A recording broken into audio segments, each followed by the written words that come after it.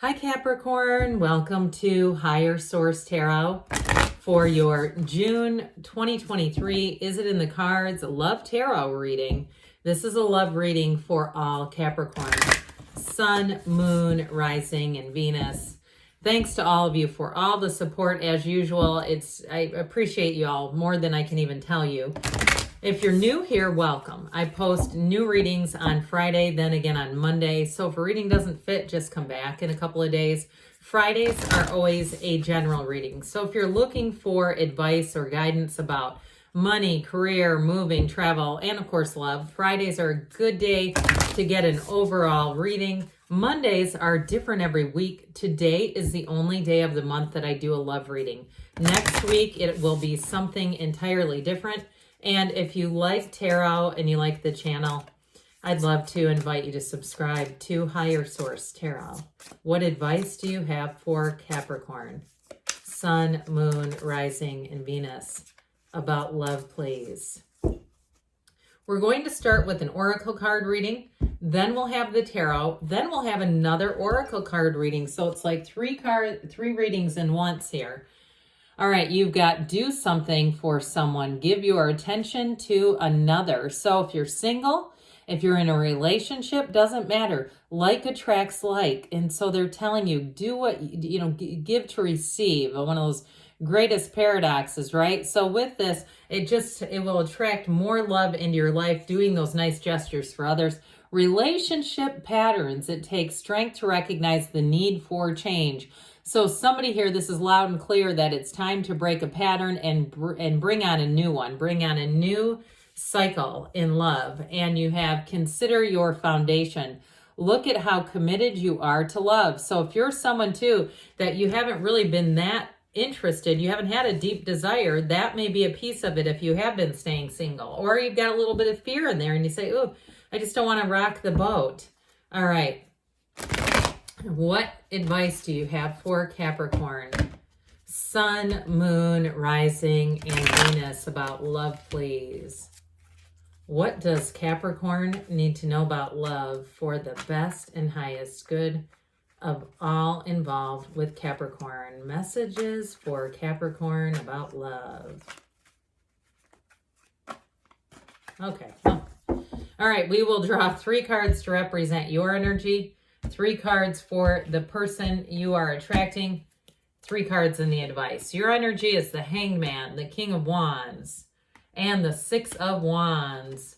Their energy is the 4 of Swords, the King of Swords, and the 10 of Cups. The advice is the 2 of Cups, the 7 of Cups, and the Tower. Well, somebody here, you may have a shakeup, a letting go of something. Now, those of you that it's been work or other things that have been keeping you from love, I do feel like there's going to be a release. We always talk about that with the Tower. It's all about releasing, and those releasing of past patterns is going to be important. But I feel like that, that they're trying to tell you something down here. So with the 2 of Cups, you do have a soulmate coming in, but it has to do with letting go of something else. Now, for some of you too, if you have had somebody who's been emotionally unavailable, or you've been in a breakup, and you're wondering about second chances with them, I still feel like there may be somebody else here coming in. Now, for some, though, with that 2 of Cups, it is worth the investment. But with your energies here, the Hangman is a change in viewpoint here for somebody. So I feel like with this, those of you that have really been wondering about reconciliation, I just feel like somebody else might catch your eye. But those of you that are already in a relationship, some of this is about understanding the other person, being able to not cooperate, but I guess compromise is really what I was looking for there. Compromise a little bit. So the Hangman has you in an easygoing, flowing energy. It has you releasing the resistance. Number 4 is often associated with the Hangman. So I feel like the next quarter here, this summer, is going to be very meaningful in terms of relationships and love interests. But with the Hangman, because that easygoing energy, what that will do for you is attract, it opens you up, it makes you very approachable. And especially with the King of Wands there, that King of Wands is sexy. He is magnetic. And so and it doesn't matter if you're male or female, you're going to have a confident, sexy vibe. And you know why we say vibe? Because it's vibration. So people around you, don't be surprised too. I see somebody like walking through a gym and people start looking up and looking over, and you're going, God, are they looking at me? Yeah, they are. I'm going to tell you, yes, they are. So the Six of Wands is wonderful energy.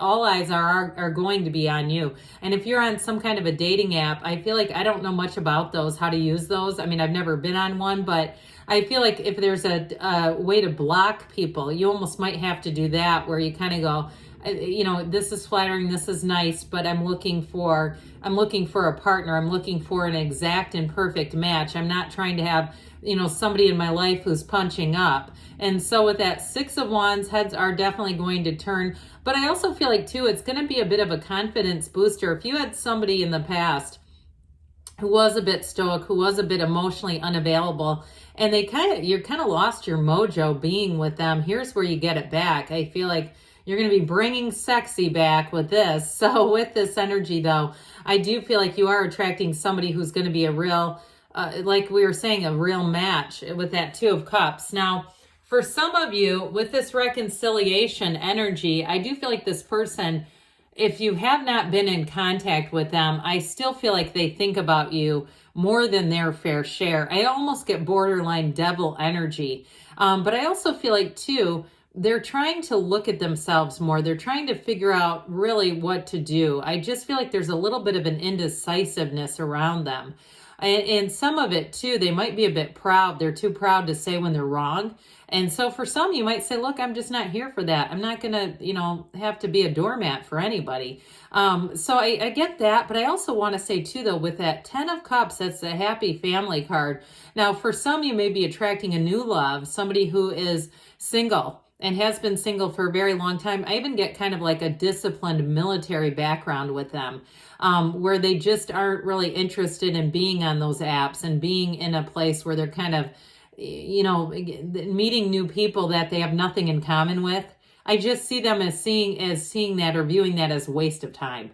All right. And not that they aren't fun and fun loving, but I just feel like they're a bit conservative with their time. And part of that might just be because they are successful. This too, with the King of Swords, it can be it's somebody who's either very entrepreneurial, but it also can be a card of an attorney, but somebody who's got a lot of education, who's committed in terms of having a career or a financial stability, having a career that flourishes. So I do feel like there's something about that with their energy. But with the 10 of Cups, again, like I was saying before, they're ready to bring in somebody into their life, to share their life with someone. And so with this energy down here, oh God, the Tower, I do feel like it's here for a reason. They're trying to, this universe the spirit is trying to tell somebody, guide somebody to let go, to have an awakening. That's what that's all about. And so with the 7 of Cups, that can be a little tricky because it is fantasy. It is illusion. It can be manifesting too, but it's also for somebody, I feel like it's really, truly, they're trying to say, look, you might miss being in a relationship, but you may not miss the things that happened in that relationship with the 7 of Cups, like the ups and downs, the turbulence of it, and having somebody who comes back around who's just not ready to be who you really are looking for.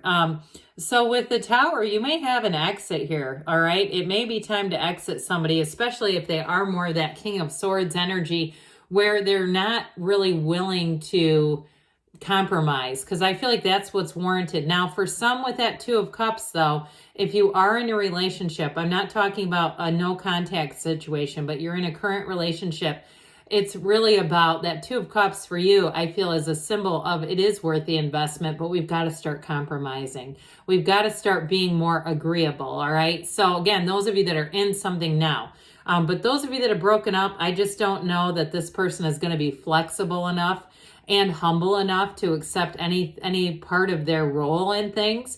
So with this, the Tower ushers out something that's not stable.